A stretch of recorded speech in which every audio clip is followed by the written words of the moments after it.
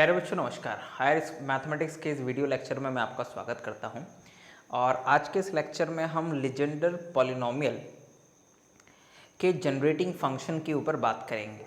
हमने पिछले वीडियो में लीजेंडर डिफरेंशियल इक्वेशन को सॉल्व किया था और लीजेंडर पॉलिनोमियल क्या होता है in terms of ascending powers of x, ये हम लोगों ने देखा था। आज के इस लेक्चर में हम ये बताएंगे कि एक फंक्शन है राइट, जिससे कि लीजेंडर पॉलिनोमियल को जनरेट किया जा सकता है and that function is 1 minus 2xh plus h square whole raised to the power minus 1/2।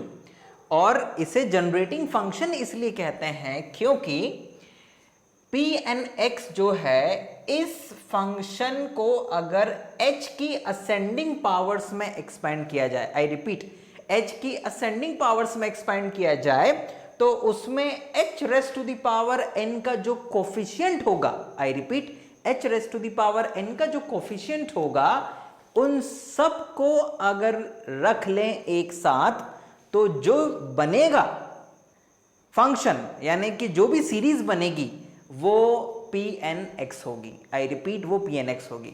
फिर से समझिएगा, इस एक्सपांशन में जहां जहां h to the power n आएगा उसके कोफिशिएंट को ले लो और चिन्हों के साथ में रखते जाओ, ठीक है ना। वो जो सीरीज बन जाएगी वो अपने आप में एक इनफाइनाइट सीरीज बनेगी क्योंकि ऐसे h raise to the power n infinite terms होंगी। तो वो जो सीरीज बनेगी उस सीरीज के जो टर्म्स हैं वो अपने आप में Pn(x) होंगे। क्लियर। अब आगे बढ़ते हैं हम लोग और देखते हैं कि ये कैसे होगा। लुक, हम इसमें आगे बढ़ें उससे पहले आप लोगों को बायनोमियल एक्सपेंशन का फॉर्मूला पता होना चाहिए। आपको पता होगा कि जब हम x plus a raise to the power n का एक्सपेंशन करते हैं so this is equals to x raise to the power n। यहाँ पर बेसिकली पहले आता है क्या, nc0, फिर आता है nc1 x raise to the power n minus 1a plus nc2 x raise to the power n minus 2 into a square and plus so on. ये इसी तरह से आगे बढ़ता है और ये आगे बढ़ते हुए कुछ इस तरह से आता है ncr x raise to the power n minus r a raise to the power r and so on. मतलब कि x की पावर्स कम होती जा रही हैं और a की पावर बढ़ती जा रही है और जो लास्ट में टर्म आएगा बच्चों वो आएगा ncn। यहाँ पर x खत्म हो जाएगा और a raise to the power n आ जाएगा, राइट। और इसमें ये जो ncr होता है इसका फॉर्मूला होता है factorial n divide by factorial r into factorial n minus r और nc1 को हम लोग लिखते हैं बच्चों n, nc2 को लिखते हैं n into n minus 1 upon factorial 2 and so on. अगर nc3 होता तो n minus 1 n minus 2 upon factorial 3 आ जाता। क्लियर।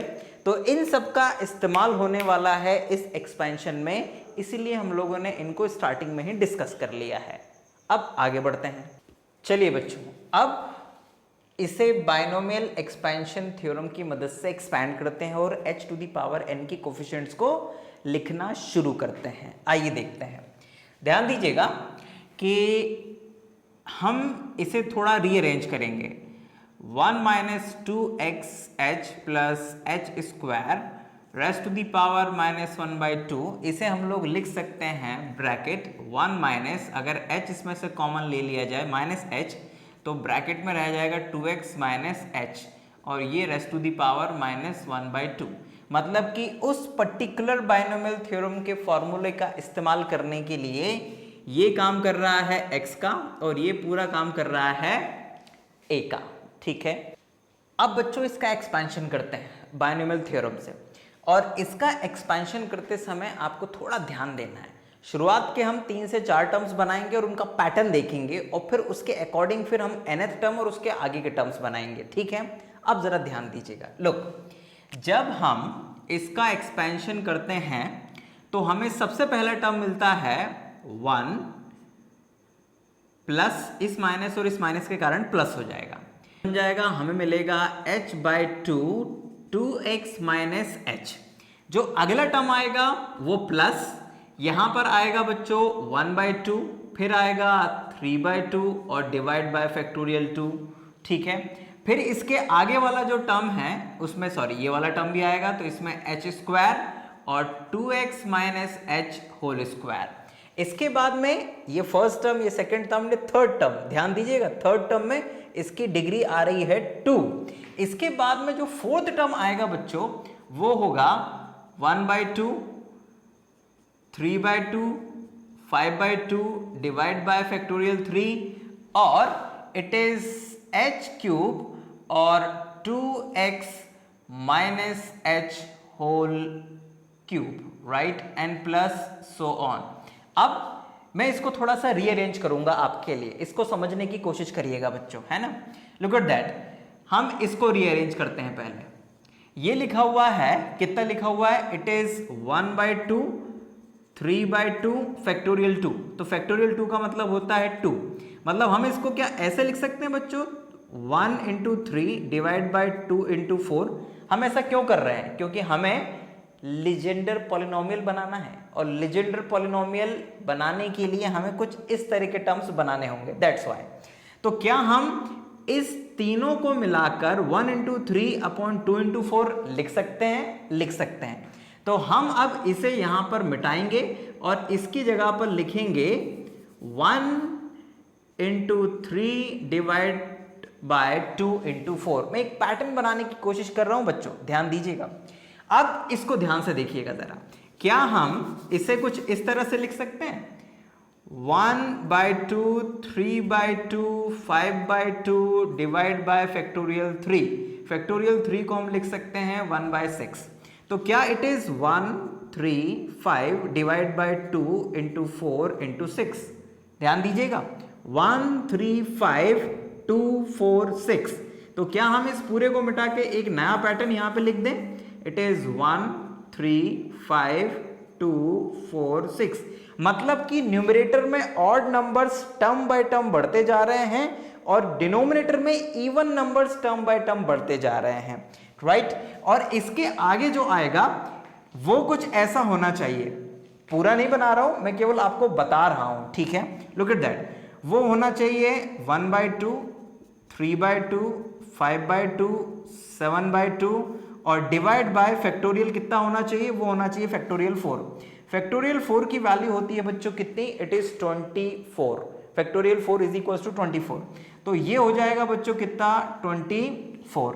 अब जरा ध्यान दीजिएगा, ऊपर तो 1, 3, 5, 7 के पैटर्न को रहने दो, ये 2 ठीक है, ये दोनों को मिला के 4 लिख दो, और इस 24 से आप क्या ले लो, आप इससे 3 ले लो, तो ये बन जाएगा 6 और जो बचेगा वो होगा 8। तो जरा पैटर्न देखो ध्यान से, 1, 3, 5, 7, 2, 4, 6, 8। मतलब इसके आगे जस्ट जो टर्म आने वाला है वो कुछ ऐसा होगा 1, 3, 5, 7 डिवाइड बाय 2, 4, 6, 8। यहां पर आएगा h⁻⁴ और ये बन जाएगा 2x minus h⁻⁴ and plus so on. Look at that the pattern बच्चों, first term, second term, third term में 1, 3/2 × 4 पावर, थर्ड टर्म में ये जो पावर आई वो कितनी आई, h⁻² 2x माइनस h का होल स्क्वायर। फोर्थ टर्म में 1, 3, 5, मतलब कि जिस नंबर का टर्म है उससे एक कम टर्म्स मल्टीप्लाई में है, 1, 2, 3 टर्म, 1, 2, 3 टर्म, है ना। और ये यहां पर आ गई पावर 3 फोर्थ टर्म में, ठीक है ना। This is the fifth term, fifth term में पावर आई h की 4 और इस पूरे की पावर भी 4, और यहां पर फिफ्थ टर्म में ये 4 टर्म आई हैं। अब अगर मैं आपसे पूछूं कि जो n-1th टर्म होगा, सॉरी जो nth टर्म होगा, कैन यू इमेजिन कि उस nth टर्म में क्या होगा। nth टर्म में अब ऐसा होगा बच्चों 1, 3, 5 डैश डैश डैश। अब क्योंकि ऊपर ऑड नंबर है तो nth टर्म तो होना चाहिए 2n और एक कम उससे 2n-1 डिवाइड बाय, नीचे आएगा 2, 4, 6 and dash dash, it is 2n because nth term में ये होगा, जितना ऊपर रहता है उससे एक ज्यादा यहां पर रहता है, तो it is 2n minus 1 upon 2 4 6 2n। ये कुल मिला के n टर्म्स हैं 1 2 3 4 और ये nth टर्म, सब में 2 2 का मल्टीप्लाई है, ठीक है ना, और ऊपर भी ये n टर्म्स है कुल मिलाकर। अब now look at that, this is, यहां पर आपको nth टर्म में जो पावर है ये कितनी रहेगी, एक कम रहेगी, ठीक है ना, क्योंकि जिस भी नंबर का टर्म होता है उसमें इस कोफिशिएंट की पावर एक कम होती है। तो आपको मिलेगा यहां पर h raise to the power n minus 1 और 2x minus h raise to the power n minus 1। अब अगर मैं आपसे कहूं कि इसके आगे वाला जो टर्म है वो क्या होना चाहिए, तो इसके आगे वाला टर्म होगा, it is 1 3 5 dash dash 2n minus 1 2n plus 1 divide by 2 4 6 dash dash 2n और 2n प्लस 2, वो कुछ ऐसा होना चाहिए। और यहां पर होगा बच्चों कितना, h raise to the power n and 2x minus h raise to the power n plus so on, ये और भी आगे बढ़ता जाएगा। लेकिन हमने यहाँ पर ही क्यों रुक गए, क्योंकि यहाँ पर हमें h की पावर n मिल गया है। इसके आगे जितने भी टर्म्स आएंगे उसमें h की एक पावर ज्यादा रहेगी, यानी h raise to the power n plus 1 रहेगा, जो कि हमारे काम के नहीं है, क्योंकि हमें कोफिशिएंट चाहिए h raise to the power n के। तो हमने जहां तक हमें h की पावर n मिल सकती थी हमने वो टर्म्स लिख लिया है यहां पर। क्लियर? अब आगे बढ़ते हैं। लुक, ये तो हमने इसका एक्सपेंशन लिखा, बायनोमियल एक्सपेंशन, और हमने पैटर्न भी समझने की कोशिश करी शुरुआती टर्म से, और फिर उसके अनुसार ये nth टर्म बनाया और ये n प्लस 1th टर्म बनाया है, ठीक है। अब आगे देखिए और समझिए। सो बच्चों, इतना आने के बाद अब थोड़ा सा आगे बढ़ते हैं। लुक, एक मिनट, एक गलती पकड़ में आ गई है। गलती ये हुई है कि सेकेंड टर्म में पावर थी इस पूरे की 1, थर्ड टर्म में पावर थी 2, राइट, फोर्थ टर्म में 3, फिफ्थ टर्म में 4 पावर थी, और ये नंबर ऑफ टर्म्स जितनी ये पावर है उतने ये टर्म्स आ रहे हैं। अगर ये n-1 पावर है बच्चों यहाँ पर, तो फिर ये जो नंबर ऑफ टर्म्स हैं ऊपर और नीचे ये भी n-1 होने चाहिए। तो उस हिसाब से यहाँ पर 2n-3 आना चाहिए और यहाँ पे 2n-2 आना चाहिए, ठीक है ना। और इसी तरह ये यहां पर अब n टर्म्स होने चाहिए, तो n टर्म्स के लिए फिर ये 2n प्लस 1 की जरूरत नहीं, क्योंकि एक टर्म ज्यादा हो गया ये तो हमारे पास में ये यहां तक रहेगा, बस ये इतना। इट मीन्स दैट कि we have the n plus 1th term is equals to 1 into 3 into 5 dash dash 2n-1 upon 2 4 6 2n h raise to the power n 2x minus h raise to the power n plus dash dash, right. So ये हमारे पास अब क्या बन गया है, expansion बन गया है। अब हम लोग आते हैं कहां पर, अब हम लोग आते हैं h raise to the power n के कोफिशिएंट्स पर, ठीक है ना। So now coefficient of h raise to the power n, तो h raise to the power n के कोफिशिएंट्स को अब हम लोग यहां पर लिखेंगे, तो वो हमें क्या मिलेगा बच्चों, वो हमें मिलेगा, लुक एट दैट। सबसे पहले आप इसी टर्म में देखिए कि यहां पर h की पावर n का कोफिशिएंट क्या है। लुक एट दैट भाई, ये एक तो कोफिशिएंट है ये, तो आप इसको लिख दीजिए, this is equals to 1 3 5 7 dash dash 2n-1 divide by 2 4 6 dash dash 2n, ठीक है ना। अब साथ में और क्या आने वाला है, लुक एट दैट, ये है h की पावर n और ये है 2x minus h raise to the power n। भाई आप इसका भी बायनोमियल एक्सपेंशन करेंगे कि नहीं करेंगे?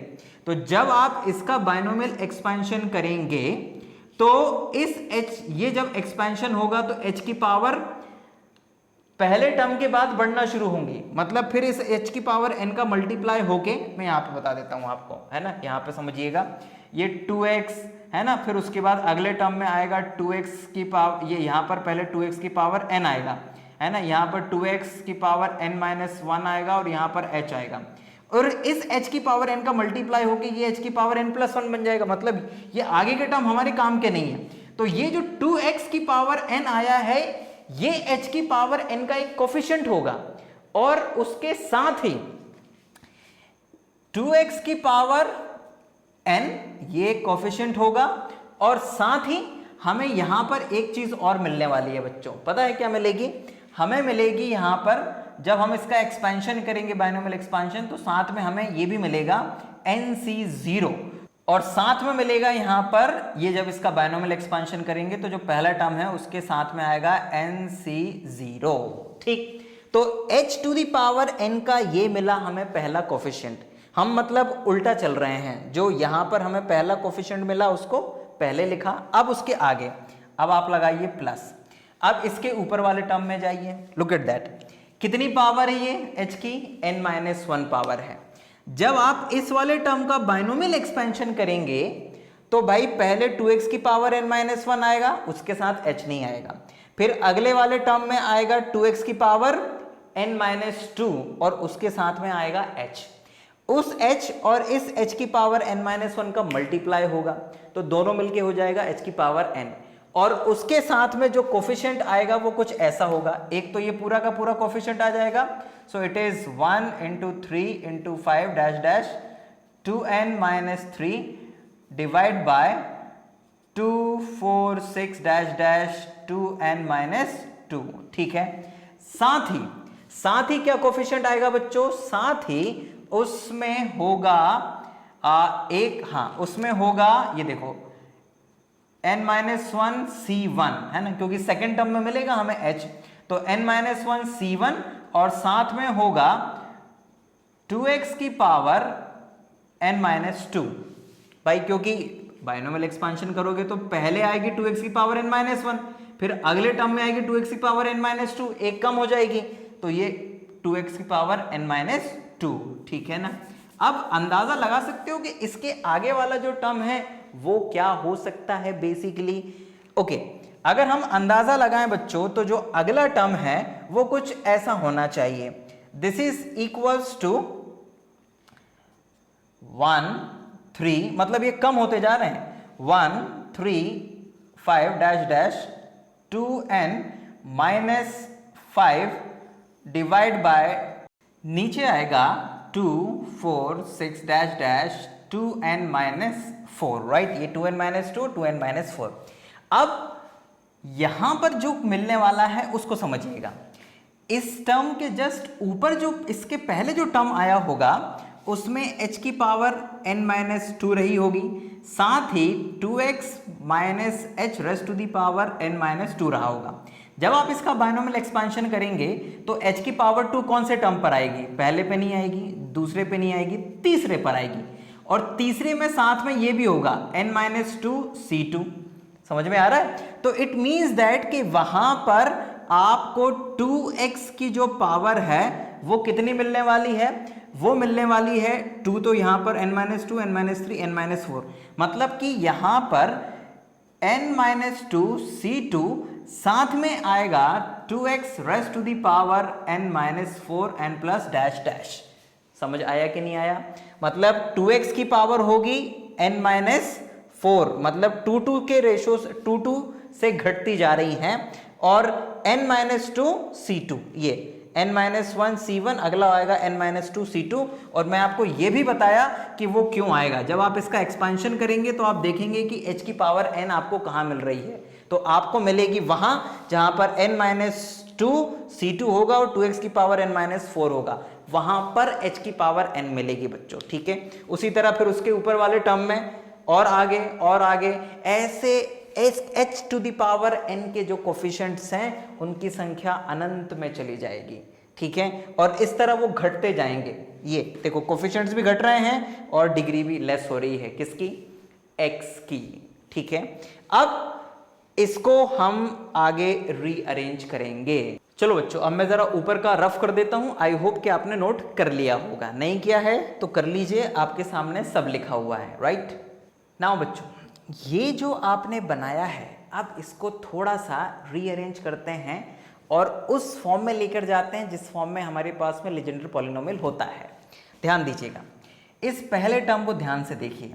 इस पहले टर्म में 1 3 5 7 2n - 1 अपॉन 2 4 6 2n है। इसको एज इट इज लिखिए यहाँ पर। सबसे पहले ये कॉमन लेना है बेसिकली सब में, तो 1 3 5 dash dash 2n - 1 divide by 2 4 6 dash dash ये 2n, और ये है 2x की पावर n।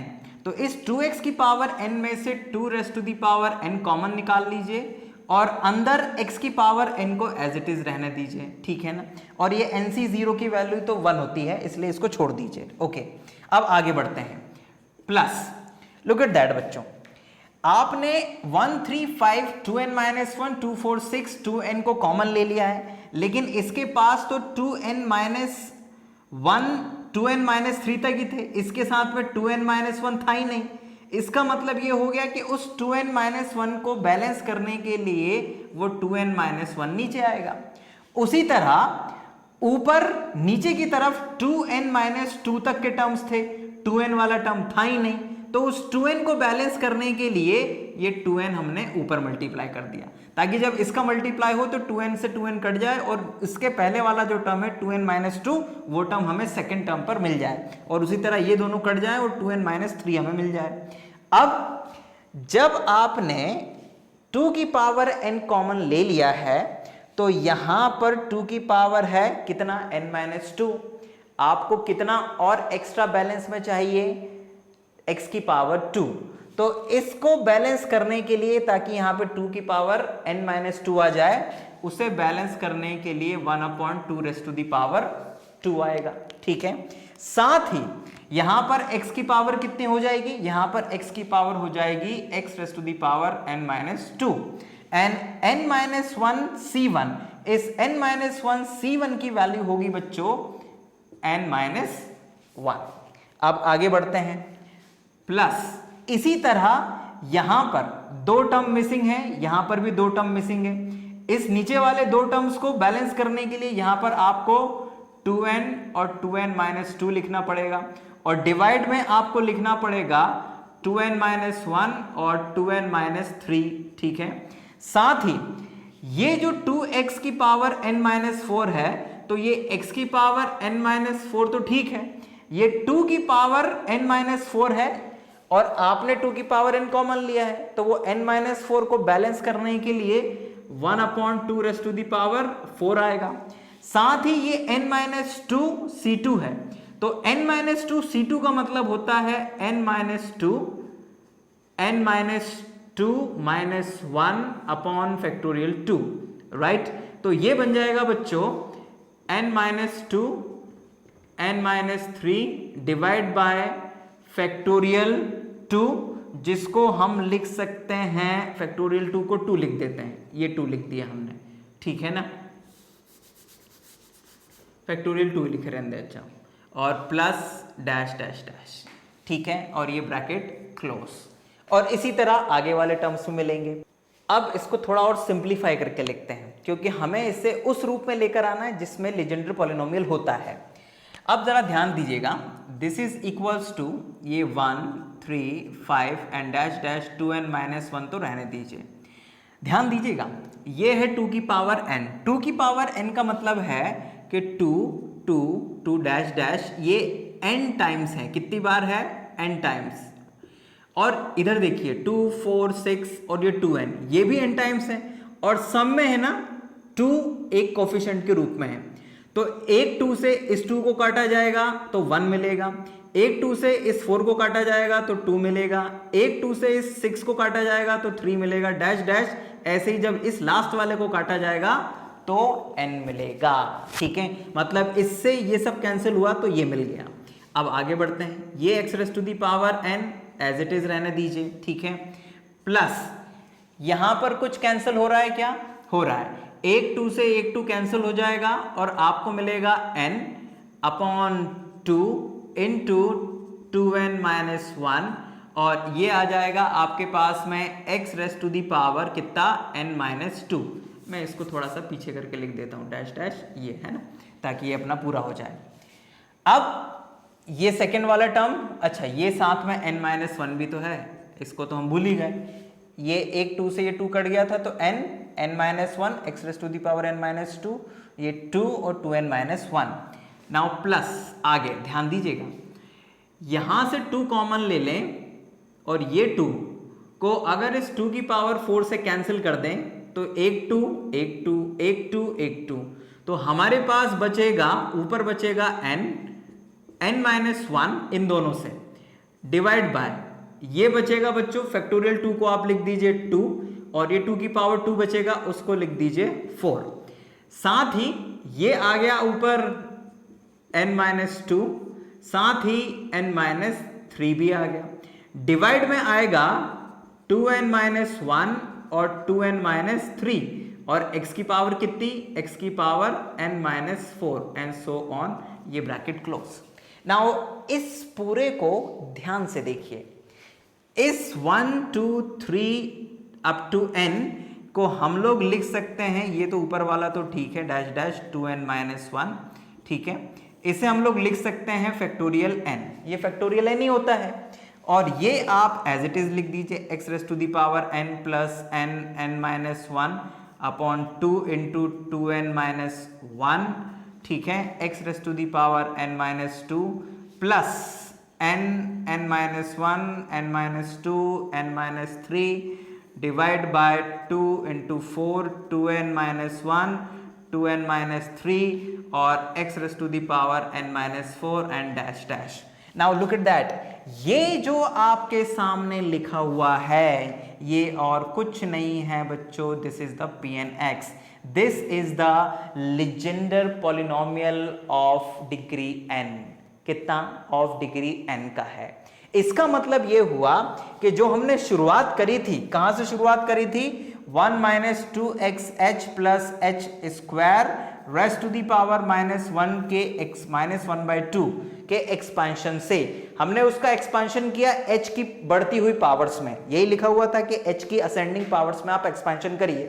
हमने एक्सपेंशन किया और एक्सपेंशन किया, उसके बाद जो हमें उसमें nth टर्म मिला, n-1th टर्म मिला और n-2th टर्म मिला और सो ऑन, जो नीचे के टर्म्स मिले थे उसमें से हमने बारी बारी से h की पावर n के कोफिशिएंट्स को चुना और उनको एक सीरीज में जमा दिया। इस सीरीज में जो टर्म्स कॉमन निकल सकते थे उसको कॉमन निकाला और इस तरह से निकाला कि हम बेसिस फंक्शंस बना सकें, बेसिस फंक्शन बना सकें। तो हमने ये टर्म कॉमन लिया, ये टर्म इसके साथ बैलेंस होके फैक्टोरियल n दे दिया, ये एज इट इज रहा और ब्रैकेट के अंदर हमें ये वाले टर्म्स मिले and this is the basis function. इसके आगे का अगर आप अंदाजा लगाएं तो आप जरा ध्यान दीजिएगा कि हर बार दो दो टर्म्स बढ़ते जा रहे हैं, ऊपर भी और नीचे भी। तो अगला वाला जो आएगा उसमें n-3 से लेकर n-4 n-5 भी होगा और नीचे 2n-5 2n-7, यहाँ x की पावर n-6 होगा, यहाँ पर 2 4 6 आ जाएगा। ये होगा इसके आगे वाला term. So this is the conclusion of this problem के 1 - 2xh plus h square raise to the power -1/2 एक जनरेटिंग फंक्शन है लीजेंडर पॉलिनोमियल के लिए, और इसलिए है क्योंकि इसके बाइनोमियल एक्सपेंशन में h की पावर n के कोफिशिएंट से कौन जनरेट हो जाता है, लीजेंडर पॉलिनोमियल जनरेट हो जाता है बच्चों, राइट। तो आपको इसमें जो क्वेश्चन बन सकता है वो यही बन सकता है कि prove that 1 - 2xh plus h square raise to the power -1/2 is the generating function of Legendre polynomial. तो ये प्रूव करने के लिए आप शुरुआत करेंगे इसके बाइनोमियल एक्सपेंशन से। ओके, बाइनोमियल एक्सपेंशन से इसकी शुरुआत करेंगे और उसमें जिस तरह से हमने कोफिशिएंट्स को अरेंज करा था पैटर्न में 1 3 5 राइट 2 4 6, उस तरह से आप अरेंज कर लीजिएगा। मैं आपको यह भी बताया था कि वो पैटर्न बनता कैसे है। बाइनोमियल एक्सपेंशन से जो टर्म्स मिल रहे थे उनको ही रीअरेंज करके हमने वो पैटर्न बनाया था, उसके अनुसार फिर हमने nth टर्म बनाया, n+1th टर्म बनाया, ठीक है ना, और फिर ये देखा कि उसमें ये 2x प्लस h की पावर n, n-1, n-2 जो आ रहा है उनकी मदद से हमें h की पावर n कैसे मिलेगा। और जितने भी h की पावर n मिलेंगे उनके कोफिशिएंट्स को हमने इस तरह से अरेंज किया और इसकी मदद से हमने लीजेंडर पॉलिनोमियल की डेफिनेशन को हमने जनरेट कर लिया। ये मत सोचिएगा कि मैं कपड़े बदल कर आ गया हूँ इसी वीडियो लेक्चर में। एक्चुअल में ये वीडियो लेक्चर हम कल बना रहे थे और उसमें कुछ गलतियाँ पकड़ में आ गई, इसलिए अब उसको फिर से रिफाइन करना है, दैट्स वाई आपके सामने हो इसी लेक्चर में। सो बच्चों, ये जो आपने किया था ये क्या था, बेसिकली ये h raise to the power n के कोफिशिएंट्स को जब हमने कलेक्ट किया तो pnx बन गया। इट मीन्स दैट इज, इसका मतलब ये हुआ कि summation n is equals to 0 to infinite pnx into h raised to the power n is equals to summation, not summation, is equals to 1 minus 2x h plus h square raised to the power minus 1 by 2। इसका मतलब ये हुआ कि जब आप h की power n के coefficients का दोनों और कंपैरिजन करेंगे तो जो आपको यहां पर मिलेगा वो pnx होगा। किसमें? इसके एक्सपेंशन में h की पावर n के जो कोफिशिएंट्स होंगे उनको मिला के जो बनेगा वो pnx होगा। इट मींस दैट कि इस एक्सपेंशन में जो h की पावर 0 का कोफिशिएंट होगा वो p0x होगा, जिसकी की वैल्यू होती है 1। ठीक है, इसमें जो h की पावर 1 का कोफिशिएंट होगा वो होगा p1x, जिसको हम आगे निकालेंगे कि इसकी वैल्यू क्या होती है। h स्क्वायर इसका जो कोफिशिएंट होगा वो होगा p2x एंड सो ऑन। ये मैं कोफिशिएंट्स की बात कर रहा हूं, इसको इक्वल मत समझिएगा, है ना। ये इसका कोफिशिएंट, ये इसका कोफिशिएंट, ये इसका कोफिशिएंट। सो इसके एक्सपेंशन से हमें pnx मिलता है h की पावर n के कोफिशिएंट के रूप में, और उसी से ही हम p0, p1, p2, p3 इन सब को भी देख सकते हैं इसी के एक्सपेंशन में। अब ये तो हो गया बच्चों जनरेटिंग फंक्शन का बेसिक कॉन्सेप्ट। जो गलती मुझे पकड़ में आई है जब मैं रेफरेंस बुक देख रहा था, तो बेसिकली यहां पर माइनस साइन है, अल्टरनेटिव साइन चलता है, प्लस माइनस प्लस फिर माइनस। इट मींस दैट कि यहां पर भी माइनस साइन आएगा, यहां पर भी माइनस साइन आएगा और यहां पर भी माइनस साइन आएगा। यही बेसिकली बेसिस फंक्शन की डेफिनेशन, यही बेसिकली लीजेंडर पॉलिनोमियल या लीजेंडर फंक्शन की डेफिनेशन है, जिसमें कि ये माइनस साइन यहां पर रहता है, इसके बाद प्लस और फिर अगला वाला जो है वो माइनस आएगा, मतलब कि इस प्लस के बाद यहां माइनस आएगा और यहां पर भी माइनस आएगा। और ये माइनस क्यों आता है मैं आपको ये भी बता देता हूं। जब आपने h की पावर n के कोफिशिएंट्स को क्या किया था, कंपेयर किया था, तो उसमें ये जो कोफिशिएंट आया था बेसिकली ये वाला, ये कब आया था? ये आपको मिला था 2x plus h raise to the power n minus 1 के, सॉरी यहां पर माइनस है, 2x minus h raise to the power n minus 1 के को जो बाइनोमियल थ्योरम की मदद से एक्सपेंड किया था, उसके एक्सपेंशन में जो सेकेंड टर्म आया था, आई रिपीट, जो सेकेंड टर्म आया था वो ऐसा आया था, n minus 1 c1 2x raise to the power, जो सेकेंड टर्म होगा उसमें n माइनस 2 आएगा, है ना, n माइनस 2, और यहां पर ये c1 क्योंकि n माइनस 1 है। ओके, सॉरी यहां पर तो n माइनस 1 ही आएगा क्योंकि n माइनस 1 है, सेकेंड टर्म है इसलिए c1, 2x की पावर एक कम हो जाती है और h की पावर जो होती है वो कितनी होती है, 1 होती है। लेकिन ध्यान दीजिएगा कि यहां पर h जो है वो माइनस है। इट मीन्स दैट कि यहां पर जो सेकेंड टर्म आएगा इसके बाइनोमियल एक्सपेंशन में वो नेगेटिव आएगा, तो जब आप उसको लेंगे तो यहां पर भी माइनस साइन आ जाएगा। यही बस हमसे गलती हो रही थी। उसी प्रकार इस थर्ड के बाद जो फोर्थ टर्म आएगा उसमें भी नेगेटिव साइन आएगा, मतलब अल्टरनेटिव साइन आएंगे इस लीजेंडर पॉलिनोमियल में। क्लियर हुई बात? यही बस बताना चाह रहे थे। सो यहां पर बच्चों हम लोगों ने ये जानने की कोशिश करी या फिर ये डिराइव किया कि इस 1 minus 2xh plus h square raise to the power minus 1 by 2 से भी लीजेंडर पॉलिनोमियल को जनरेट किया जा सकता है, और इसमें h की पावर n का जो कोफिशिएंट होता है वो pnx देता है। उसी तरह h की पावर 0 का कोफिशिएंट आपको p0x देगा, h की पावर 1 का कोफिशिएंट p1x देगा, एंड सो ऑन। ठीक है, तो ये एक पूरा का पूरा डेरिवेशन था जिसमें थोड़ी गलती हुई थी, जिसको हमने रिफाइंड किया।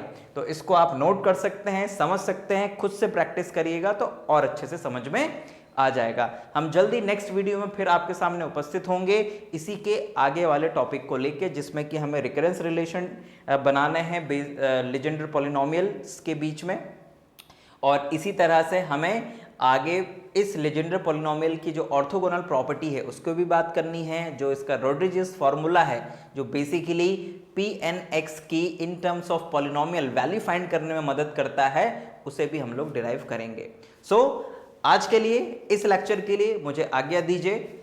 खुश रहिए, अपने माता पिता का सम्मान करिए, खूब मेहनत करिए और देश को उन्नत बनाने में अपना योगदान दीजिए। ईमानदारी से काम करिए, चाहे वो पढ़ाई हो, चाहे माता पिता की सेवा हो, चाहे राष्ट्र के प्रति सेवा हो। बहुत बहुत धन्यवाद। वंदे मातरम।